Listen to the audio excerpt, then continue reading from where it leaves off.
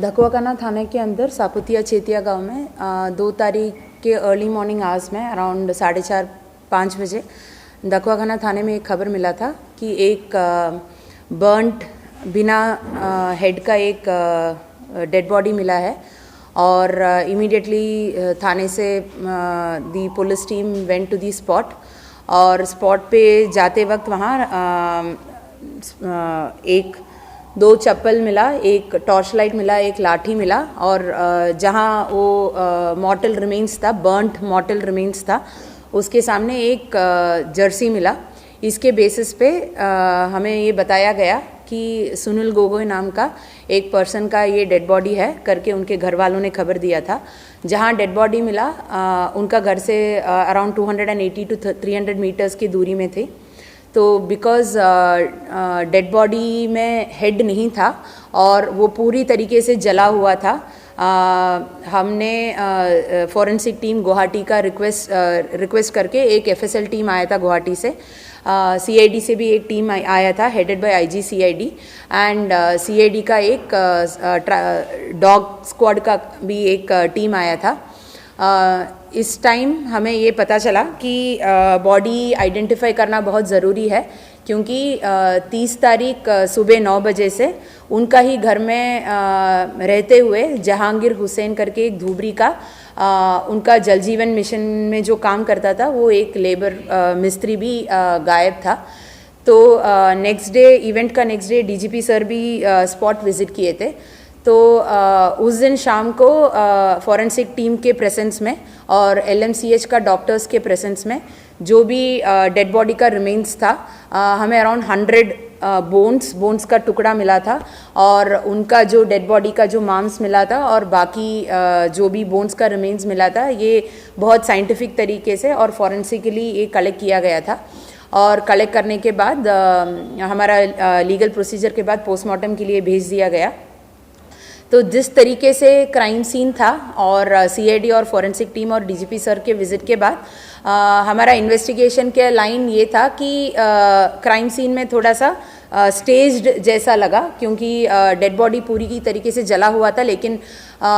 जिसका डेथ हुआ वो जो बोला गया सुनील गोगोई, उनका जर्सी और बाकी सामान वहीं पे थे। तो हमें ये डाउट आया है कि बॉडी किसका हो सकता है। बॉडी का आइडेंटिटी डिटरमिन करने के लिए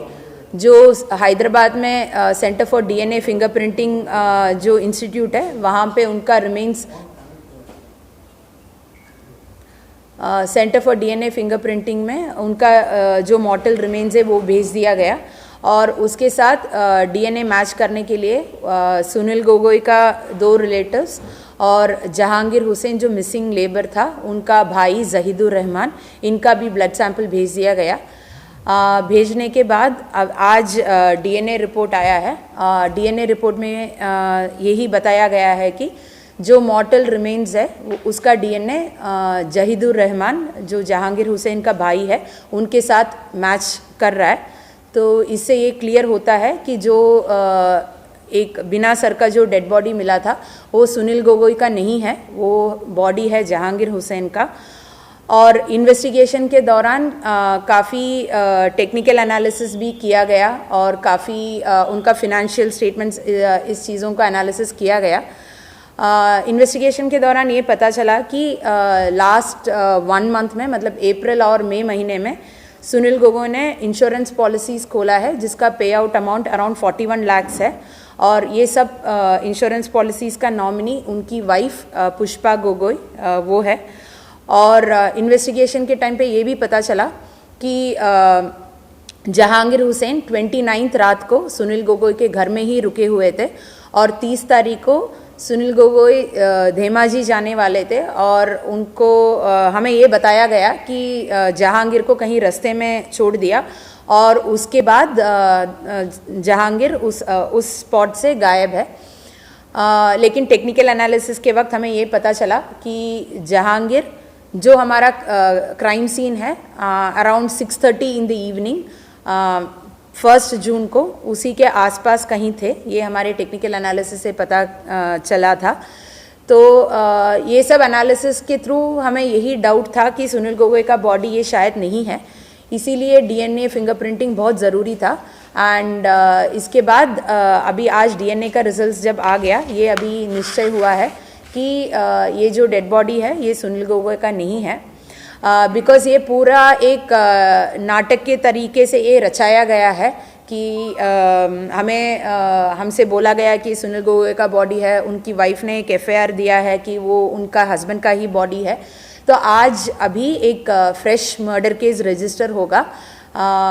against Sunil Gogoi, his wife and other accomplices. तो अभी ये नया केस का एक इन्वेस्टिगेशन शुरू होगा और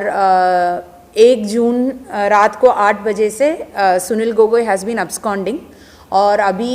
ये नया मर्डर इन्वेस्टिगेशन के थ्रू हमें अभी सुनील गोगोई को लोकेट करना पड़ेगा। उनका जितना भी फैमिली मेम्बर्स है जिसके घर से जहांगीर निरुद्देश हुआ है, गायब हुआ है, उन सबका पूछताछ किया जाएगा। और आज because of the DNA report and हमारा जो इन्वेस्टिगेशन का लाइन था उसे अभी क्लियर हुआ है कि ये जो पूरा मर्डर का जो